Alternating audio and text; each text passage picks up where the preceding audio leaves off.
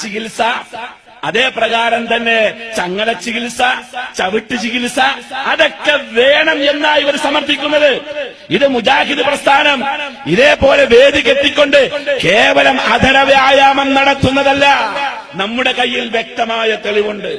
ദമാമിലെ പ്രവർത്തകരായ ആളുകൾ, ജുബൈലിലെ പ്രവർത്തകരായ ആളുകൾ ഈ വിഷയവുമായി ബന്ധപ്പെട്ടുകൊണ്ട് ഒരു ഫോണിലൂടെ ഈ ജിന്ന് ചികിത്സയ്ക്ക് പോയ അൻവർ അബൂബക്കർ എന്ന് പറയുന്ന ഒരാൾ, അതേ പ്രകാരം അൻവർ അബൂബക്കറൊക്കെ സക്കരിയ സലാഹിക്ക് അൽബാനിയേക്കാൾ വലിയ ആളാ. അൻവർ അബൂബക്കർ എന്ന് പറഞ്ഞ ഒരു ഖുറാഫിചാരൻ, അങ്ങനെ പറയുന്നതിലൊരു കുഴപ്പമില്ല. അൻവർ അബൂബക്കറൊക്കെ സക്കരിയ സലാഹിക്ക് വലിയ ആള്. ഈ അൻവർ അബൂബക്കറും അതേ പ്രകാരം ഏതാനും ആളുകൾ, 4ഓളം ആളുകൾ, സുഹൈർ ചുങ്കത്രയുടെ മരുമോൻ ഉൾപ്പെടെയുള്ള 4 ആളുകളുടെ സമ്മർദ്ദത്തിന് വഴങ്ങിക്കൊണ്ട സക്കരിയ സലാഹി കേരള ജംഇയ്യത്തുൽ ഉലമയുടെ മുമ്പിൽ ഒപ്പിട്ട് കൊടുത്ത ആ ഒപ്പിനെ പിടിച്ച് അയ്യപ്പനപ്പാക്കിയത്.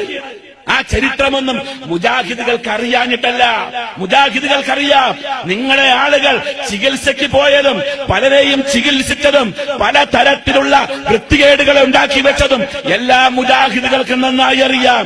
പക്ഷേ അത് ഇത്തരം വേദികളിൽ തുറന്നു പറയുമ്പോൾ ഉണ്ടാകുന്ന ഭവിഷ്യത്ത് എന്താണെന്നറിയുമോ? അതിന്റെ ഇരകൾ ക്രൂശിക്കപ്പെടും. അതിന്റെ ഇരകൾ ക്രൂശിക്കപ്പെടും.